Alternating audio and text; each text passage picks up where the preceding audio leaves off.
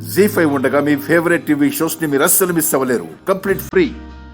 ఏం జరుగుతుంది? అక్క లోపలికి రానంటుంది పెదనాన్న. సంతోషం.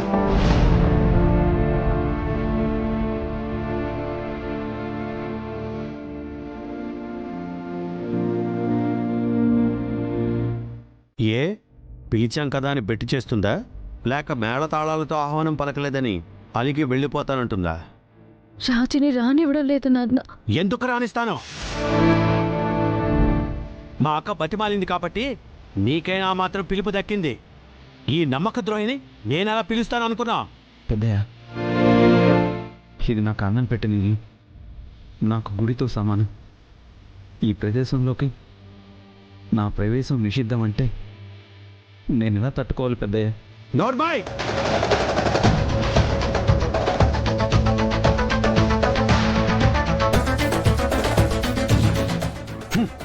తిన్నింటి వాసాలు లెక్క పెట్టేవాడని తెలుసు కూడా ఎవడైనా నేను ఇంట్లోకి రానిస్తాడా?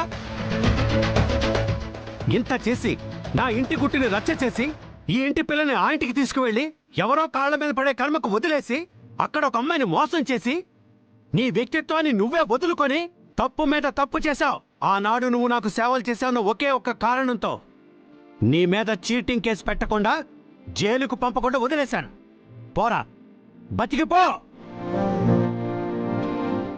నాన్న నిజంగా చెప్తున్నాను, మీరు లేకుండా రాజు లేడు నాన్న. మీ సేవ చేసుకోకుండా రాజు బతకలేడు నాన్న. మీరు క్షమించడం లేదని కుమిలిపోతున్నాను నాన్న. వాడి సంగతి పక్కన పెట్టు. నిన్ను మాత్రం నేను క్షమించానని అనుకుంటున్నావా? క్షమించే నిన్ను ఇంటికి రానిచ్చాననుకున్నావా?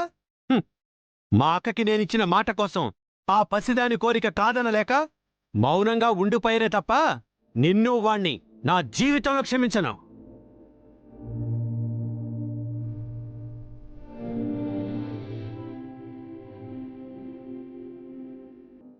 బావగారు, ఇప్పుడు ఇంటి అల్లుడు రాకుండా రూప ఒక్కతే వస్తే ఫంక్షన్కి వచ్చిన 10 మంది రకరకాలుగా మాట్లాడుకుంటారు. ఇక్కడ జరిగే పెళ్లి నుంచి వెళ్ళిపోయి అక్కడ చేసుకున్న భర్తను కూడా వదిలేసి వచ్చిందనుకుంటారు. అదింకా పెద్ద అప్రతిష్ట కాదా? అన్నయ్య, నా బిడ్డ ఫంక్షన్ చేస్తున్నాం. అది సంతోషంగా ఉండాలంటే రూప ఇంట్లోకి రావాలి.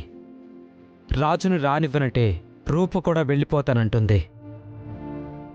తన భర్తని రానివ్వని చోటుకు తాను రానంటోంది బావగారు. మంచో చెడు ఆ ఇద్దరికీ ముడిపడింది. రానివ్వండి బావగారు.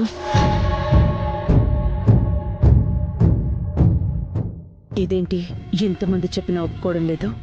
వీడు ఒప్పుకోకపోతే మన ప్లాన్ వర్కౌట్ అవ్వదు. ఏదో ఒకటి చేసి ఒప్పించాలి. తమ్ముడు, రేపు ఫంక్షన్ కోసమే కదా, ఒప్పుకోరా. వచ్చే బంధువుల్లో మనం లోకు కాకూడదు.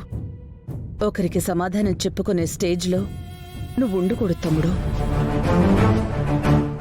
పెళ్ళయిన తర్వాత కూతుర్ని ఒక్కదాన్నే పిలిచామని తెలిస్తే అందరూ నిన్నే విమర్శిస్తారు. అది నాకిష్టం లేదు తమ్ముడు. ఈ ఒక్కసారికి నా కోసం ఒప్పుకో. అక్క, నా చేతులెందుకు అక్క ఇలా కట్టిపడేస్తున్నా? నీకు నచ్చిందే చెయ్యి, కానీ నేను మాత్రం వీళ్ళిద్దరితో మాట్లాడినా.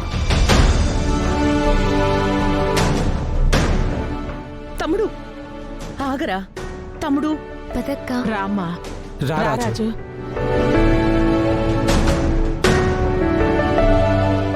కూర్చోండి. 5 నిమిషాల్లో గదంతా నీట్గా సర్దేస్తాను.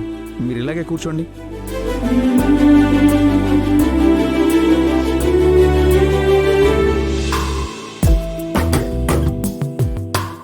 రాజు, చెప్పండి అమ్మాయి గారు. చిన్న రిక్వెస్ట్.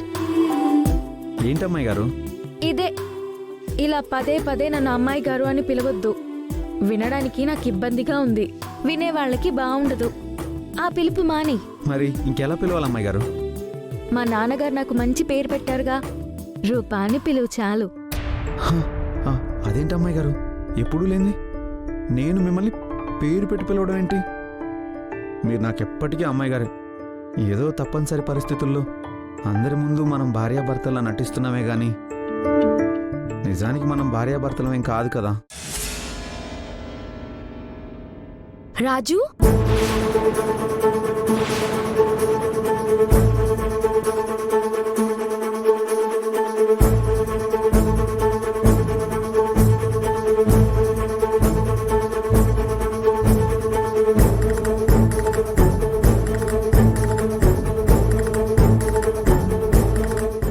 ఏమంటున్నావు రాజు?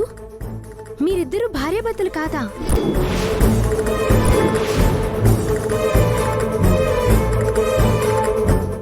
ఆల్రెడీ మీ ఇద్దరికి గుళ్ళో పెళ్లి జరిగిందని మేమందరం అనుకుంటున్నాం.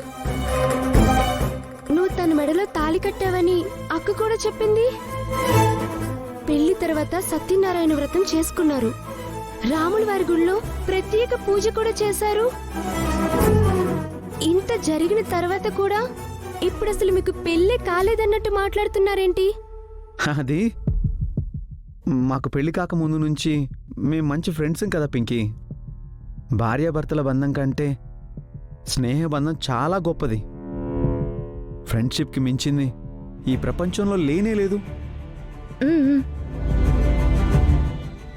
అందుకే మేం భార్యాభర్తలా ఫీల్ అవ్వకుండా ఫ్రెండ్స్లా ఫీల్ అవుతూ ఉంటాం అన్నమాట కదా అమ్మాయి గారు? ఆ, హ్మ్, హ్మ్. ప్రపంచంలో ఏ భార్యాభర్తలైనా విడిపోవచ్చేమో గాని నిజమైన ఫ్రెండ్స్ ఎప్పటికీ విడిపోరు కదా. అవును రాజు, నువ్వు చెప్పింది కరెక్టే. నీ కాన్సెప్ట్ నాకు బాగా నచ్చింది. అందుకే మేము భార్యాభర్తల్లా ఫీల్ అవ్వం, ఫ్రెండ్స్గా ఫీల్ అవుతాం.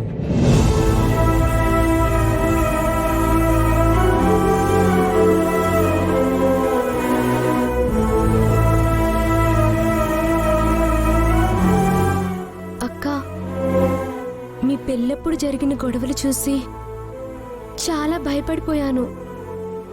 ఇంకెప్పటికీ నిన్ను ఈ ఇంట్లో చూడలేనేమో అనుకున్నాను. దేవుడి దయ వల్ల నువ్వు మళ్ళీ మన ఇంటికి వచ్చావు. I'm so happy. నాకు చాలా సంతోషంగా ఉంది పింకీ. జీ5 యాప్ డౌన్లోడ్ చేసి అన్ని ఎపిసోడ్స్ పూర్తి ఉచితంగా చూడండి.